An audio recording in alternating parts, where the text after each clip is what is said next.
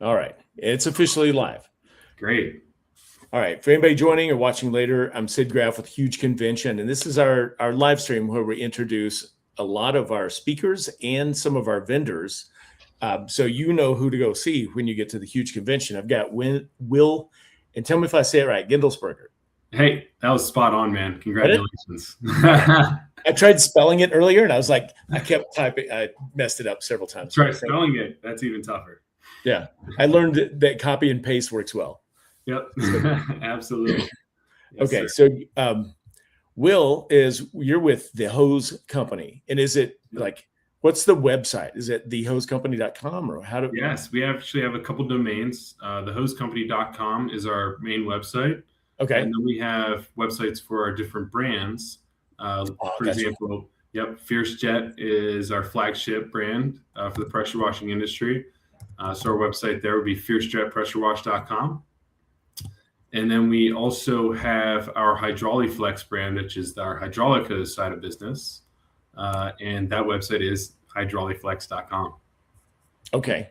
And I know that is wrong. Like, do you know what booth you guys are in?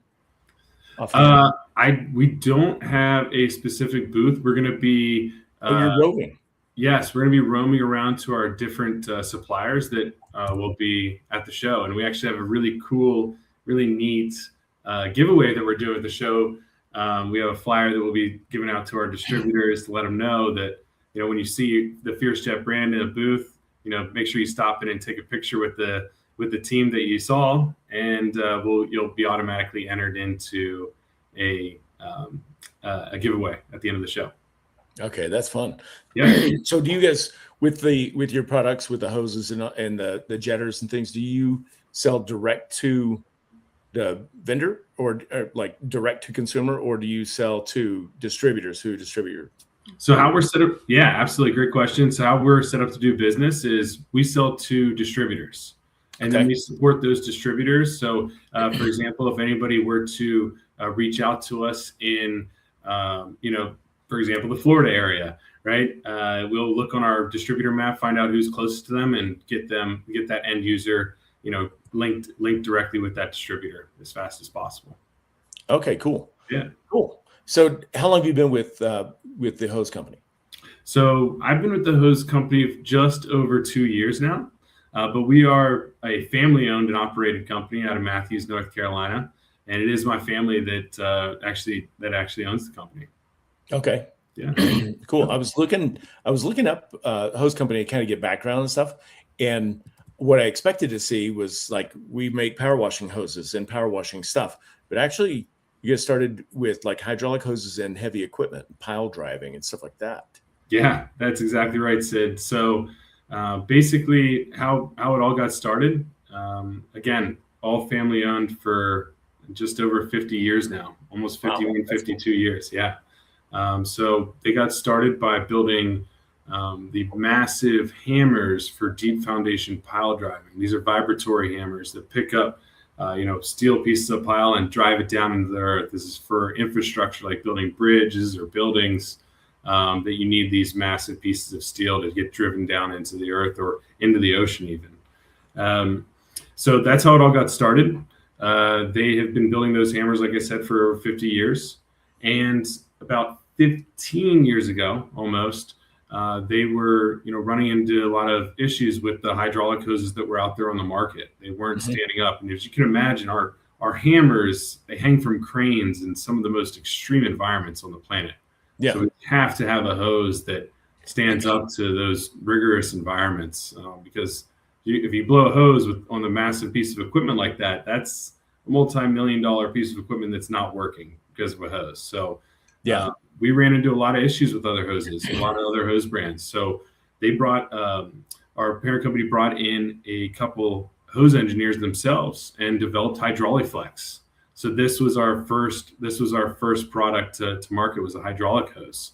And yep, absolutely. And then we perfected that hose so much that we took that same engineering and we transferred it over into the pressure washing world, and we came out with Fierce Jet, our flagship product, which is we have a single wire and double wire pressure washing hose that is honestly second to none out there as far as pressure ratings, as far as flexibility, as far as lightweightness.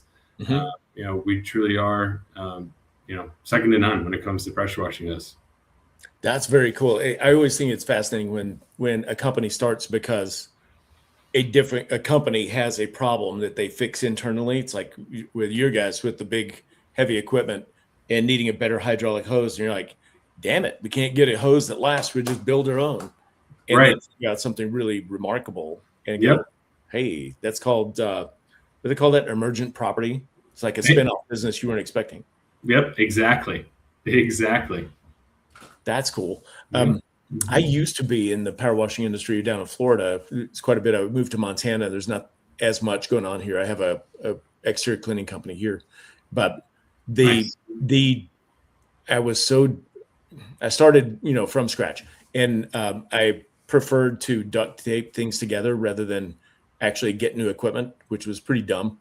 But like the worst day what's happened once a week, and that was when I'm out on a job in the middle of nowhere or at night, and you blow a hose, and I'm Yep. like, and it's The worst, right? Ups over. Sometimes we have backup, but usually it just meant, oh, tomorrow I've got to go to the place and repair a hose instead of just investing in quality. Yep. So I don't know, what really is the leading edge in hoses and how it compares to others. You said your guys' new hose and you gave it the name, is second to none. It's more flexible, it's stronger. But how does, like, structurally, what's different from the standard hoses that people get? Well, without giving away too much of our secret sauce, Sid. I made the secret. I didn't think about that. So, yep, no, absolutely. We do have a proprietary blend, but I would tell you what's really separates us on the pressure washing side would be number one, that we took the engineering that's typically in a standard pressure washing hose and we over-engineer the crap out of it, which is why our pressure ratings, for example, on our single wire and our double wire are higher than any other pressure washing hose you've ever seen. With our 2-wire hose, we're working at a 7,250 PSI level. Wow. That's working pressure. Yep. And our single wire is at 4,250 PSI of working pressure. All of our hoses are also, this is really important to us, are tested for safety at a 3-to-1 burst pressure ratio. Really? Safety is number one with us at the hose company.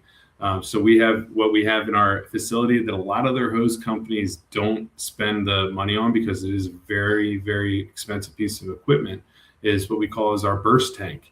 And our guys love to test our hoses because it's a lot of fun. What you do is you stick the hose in this tank and it can run a ton of pressure, way more pressure than this hose is supposed to handle. We get to find out exactly when the hoses will burst. When it's going to blow. Okay. Exactly. So again, we know for a fact that all of our hoses at that 3-to-1 burst pressure ratio is very important when it comes to safety in the industry. Okay. So you get the one that's slightly over 7,000 PSI, your double braid or your double wire. And I'm trying to picture this in my head. Like we put that in the burst tank and we pressurize it. So it's going to 20,000 PSI, 25,000. Not just exactly, Sid. You're exactly correct, but not just that, Sid. How we tested our pressure washing hose is that we ran straight SH bleach through these hoses before we did the bursting. Correct. Okay. Because we know that the guys in the pressure washing industry, they put the hoses through hell. Excuse my language, but that's what they do. They put it through heck.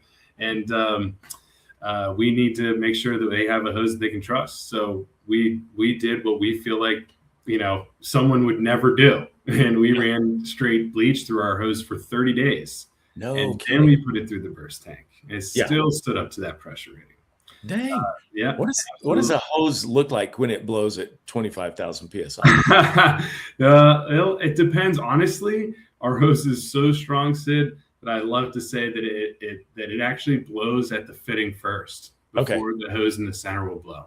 You have to put quite a bit of pressure for our hose to actually split down the middle for it to go really pop. But it will bubble up and it will tear. Yeah. Okay. Yeah. Okay. I'm gonna find a photo and share it on screen right now. And this is from our company party earlier this year. And I had one of the guys, I said, it'd be fun if we had silly t-shirts for everybody to wear. And so the guys came up with the sayings that we printed on the back of the shirts. Nice. There's everything from, street daddy to OSHA's, #1 enemy or something like that. OSHA's most wanted. But this one, I don't know if this would be appropriate for you guys, but I think you'll appreciate it. Let me find it. Yeah. Real quick. Hold on. Entire screen. It's going to take me a second. Please. So goofy with this, but we'll go ahead and share it. It's going to look silly for a second. That looks like craziness. Yeah, like a mirror inside of a mirror. Yeah. Okay. Can you see? I put the hoe in hose reel. I love it. Here we go. This was Kenny. He's like, I want that shirt. Yep, absolutely. That's great. That is great. I like that a lot. We can. I in my head, I was like, hey, I think I found your company shirt. There are so many awesome, funny innuendos you can do with hose. Oh yeah. Oh yeah, for sure. That was a good one. I'll keep that one in mind. I might have to steal that one. Yeah. I asked him, actually, I said, hey, can you give me that shirt back? I'm going to take it to the convention and maybe I'll give it to the guys. He's like, nope, that's mine. That's great. That's really great. Okay. This, I've got to ask about this. Sure. I was digging around, with the hose company and some of the background. And so I found that there was a trademark filed in 2025 for something called the Mayhem Monkey. Are you familiar with that? Yeah, of course. What the hell's a Mayhem Monkey? I love the name. That is a great question. The Mayhem Monkey you're going to see a lot more of him. Right now, we developed him for more of a educational purposes. Okay. He's going to be kind of like educating people and letting them know the safeties and stuff with the hoses and kind of like we didn't take it from them or anything like that, but Allstate had that guy that the Allstate insurance commercials had that guy is like watch out for that mayhem like me Yeah. Okay, so yeah, Okay. mayhem the monkey, and he comes in, he causes mayhem, whatever the case may be, and we're here to fix it. Okay. Yeah. That's fun. I apologize. When I read it as a patent filing, and I'm like, what is this? It's a piece of equipment.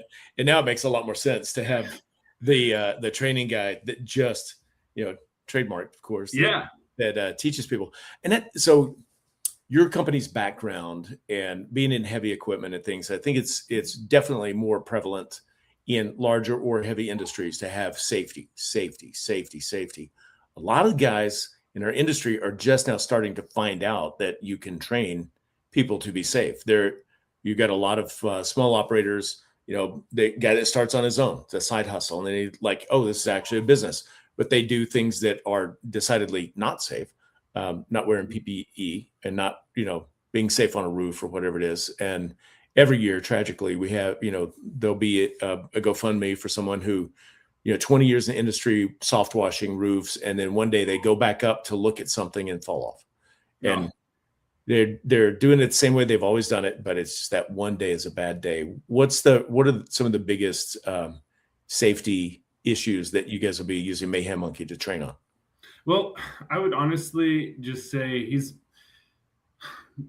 we just really don't want to see people putting, the over 3-to-1 that burst pressure through the hoses. Heat is also a concern, even though that we have the highest rated heat in the industry at 310 degrees Fahrenheit on our hoses. Most hoses are only touching like 250. And then of course there are steam hoses, but we're not a steam hose. But our hose can put out some steam at 310 degrees. That would be other thing too, is too much heat. Those would be two, from a hose perspective, those would be the two most important safety measures that, we would talk about for sure. Okay.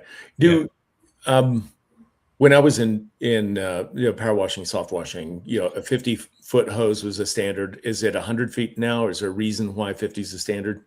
No. It's just really preference to the washer, to be honest with you. 100 foots and 50 foots are definitely the most popular lengths, without a doubt. And Sid, I don't mean to backtrack here, but the other thing too that just hit me about safety too is we would be educating people on how to crimp ends as well onto the end of the hoses, because that's something that's that we do in the shop all day long. And I see more and more of our as our distributors grow, they start to bring in their own crimper, and they just start buying reels and fittings from us. Yeah. That way they can cut and crimp to anybody's length that they need, whether it be a jumper hose, 50 foot or 100 foot or whatever the case may be. So that would be another big education purpose, to make sure that we are that people understand the correct way, the correct crimp spec, how to crimp, and make sure those fittings are on tight. Because again, safety would be a concern at the fitting as well, because we don't want that hose to blow off the fitting without a proper crimp. Yeah. All right. Have you guys been at the huge convention before? Is this your first time around? No, this will be our third one. We in the past couple of years, we come and show up and we support our distributors.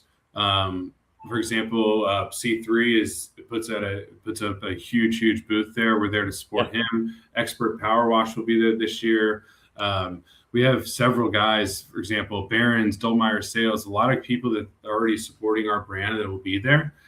So we like to just, be there to support them, help them set up their booths, break them down for them. I'll start sweating for those guys. Whatever they need, we're here to help.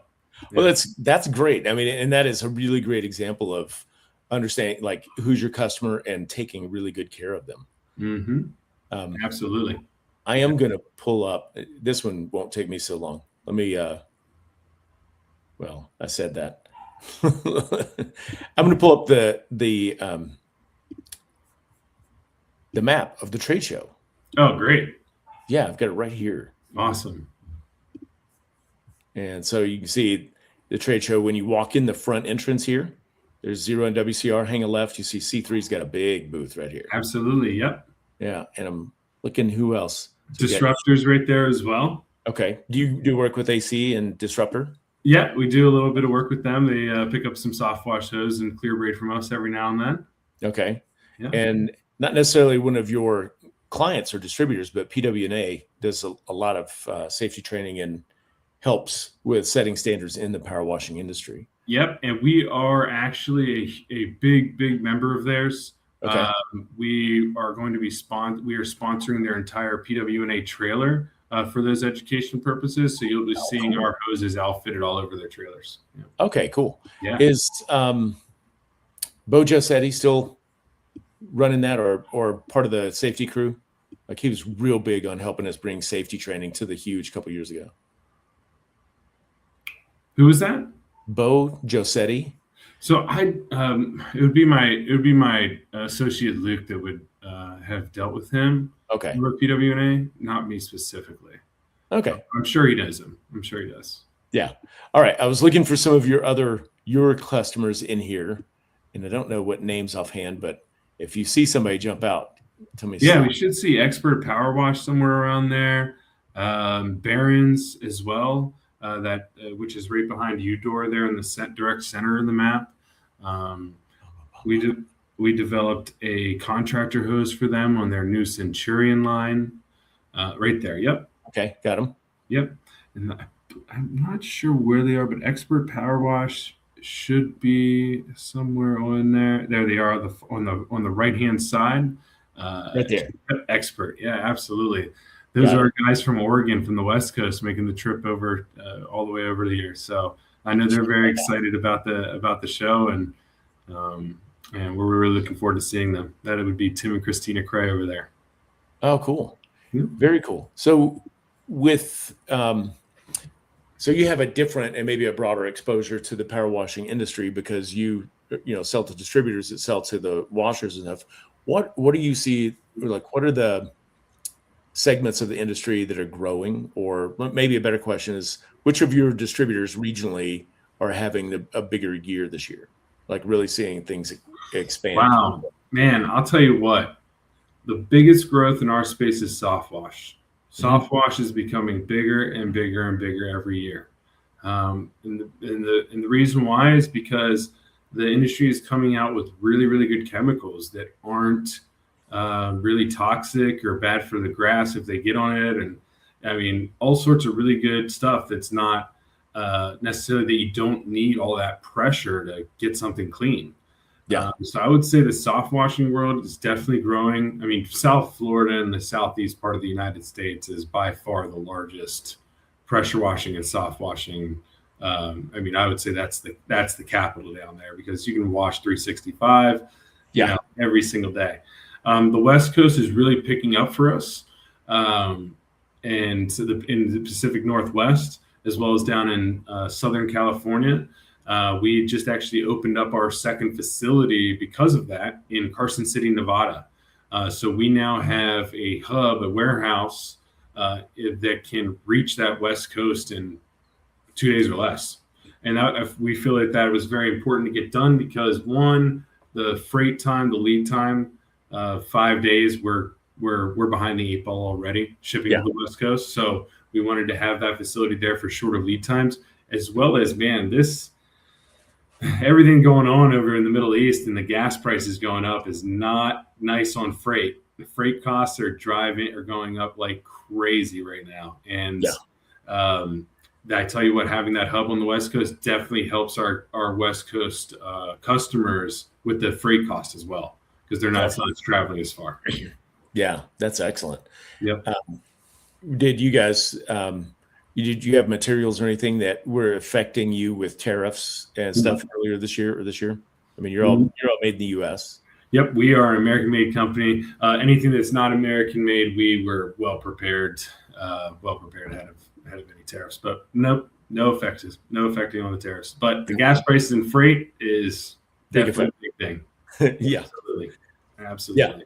We had a guy in one of our masterminds a couple of years ago, and he's like, and gas prices had jumped a little bit for something, but he said every time we meet every quarter, we'll have people share, we call it the $10,000 ideas. It's just something you've executed in your business that added more than 10,000 revenue in the last 90 days. And these are pretty small companies. They're all, 1 to 3 million revenue cleaning companies, most of them.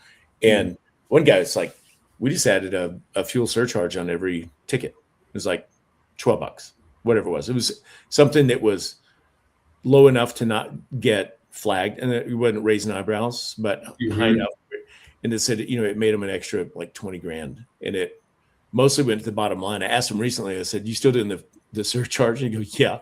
I said, is it making you money? And they're like, no. It barely covers the increased cost of fuel. They were so glad they had it, but now like we can't raise it because we already have it on there. Like, right. Yeah. Right. Yep. We're dealing with that. Absolutely. Same thing.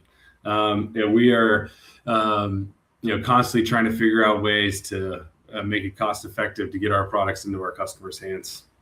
Yeah. All right. So I'm going to phrase this question. I'm just curious because you're talking about you opened another shipping center there in Carson, Nevada. How does people? I'm going to generalize. Most consumers are really used to Amazon. Click a button, it's on my porch tomorrow, and that's what I think of shipping is 2 days and free. I've been trained by Amazon to think that. But when I'm doing something industrial, so like, how does that affect you guys in business? Because generally, a commercial customer recognizes it's not 2 days and free, but clearly you guys have tried to close the gap by opening a different additional distribution to make that happen. What's standard in your world, and how are you trying to stay ahead of it? Again, we sell to distributors. That's a big key of this, right? So we're not selling directly to the end user. So whenever the end user needs something ASAP, they have a store they can go pick it up from right away. Right. And in this industry, in the pressure washing industry, even a 2-day ship time is too long if you need a hose. Oh, yeah. You can't be not washing houses for 2 days. That's thousands and thousands of dollars of your livelihood that you're not getting to. So, there's Amazon hoses. They aren't really great. They're terrible, to be honest with you. But at the same time, the cost is worked in there. I mean, you're not saving much if anything, by buying the crap off of Amazon versus going to see one of our amazing distributors and shops that are bright smile, customer service, ready to get you your hose ASAP. Yeah, for sure. Well, cool. What else would you like for people to know about either about the hose company or your flagship products before we wrap up? Man, first and foremost, we're a family-owned company out of Matthews. Again, I said that when we first got started, but I can't say that enough. We compete against these massive companies, the Continentals, and I mean, there are so many big guys that we're competing against, and I just would like everyone to hope we keep that in mind. That hey, we pride ourselves on our service, and because we're such a small family-owned company, we can maneuver and be there for you better than those big suit guys. I can tell you nobody wears a suit coming into our office. So my CEO wears jeans and work boots, and he's ready to get down and dirty in the yard. So that's who we are, and that's who we are. But really cool, neat things about us coming in the future. We have, right now, ready to go. We have 2 new colors of our soft jet hoses, hi-vis green and hi-vis orange. We just released our first ever jetter hose, which we're calling Sewer Jet. That will be displayed at the show. We're very, very excited about that. We've already gotten amazing reviews on from some very big jetter guys. And also, last but not least, our Flyer Jet hose. This is the lightest hose in the market. It is made out of Kevlar. We made it with the drone companies in mind. So. Oh, wow. Yeah. We're very, very excited about those new products. That makes a lot of sense. Has anybody else? I mean, it seems like such a no-brainer, and I'd never considered it until this second. Where you said you've got like safety orange and safety yellow hose. I'm like, of course you should have a safety color hose. Why? They've always been black or maybe blue, as far as I knew. Yep. Is that a new innovation, or is? Yeah, we really wanted to bring out a couple new bright colors. We've had a lot of success with soft jet. Typically what we found with the soft wash hose is that the company that buying it is buying the color of whatever their brand is. So brand. Yeah. So for example, our guys C3, they buy a ton of the red stuff, because their brand colors are red and black. We got guys that have blue in their emblems. We even guys that buy a lot of our yellow hose because they have yellow in their logos. But we definitely wanted to come out with a couple of colors that pop for safety reasons as well. So that was definitely the hi-vis green and hi-vis orange. For sure. Oh, that's cool. Well, that's cool. Well, I appreciate you coming on. And one that you said it, you're a small family-owned business, and you're competing against some of the big corporate dudes. But just from our conversation, it's apparent that like you guys are nimble. Not only do you have a superior product, but you look like and converse like you give the kind of service that a distributor needs. Like you're nimble, you work fast, and you're willing to help people out. And that's, that is more and more. I mean, everything's AI, everything's automated, but to be able to get a person to go, yeah, let me help you with that. What a big difference. Huge difference. Absolutely, Sid. Couldn't be more correct. Right on. Well, I'll watch for you next week. We're just a week away. Yeah, it's exciting, man. We can't wait to come down to Orlando. Pumped. Yeah, you'll probably be in Orlando a week from today. Yeah. And setting up booths on Wednesday. And yes, sir. Trade show opens at noon on Thursday, right after the keynote speaker gets done. We are excited. Can't be more excited. That's cool. All right. Well, I look forward to meeting you there, Will. I appreciate you taking time to be on here with us. Thanks for your time, Sid. Really appreciate it. All right. Have a great night. You too. Bye-bye.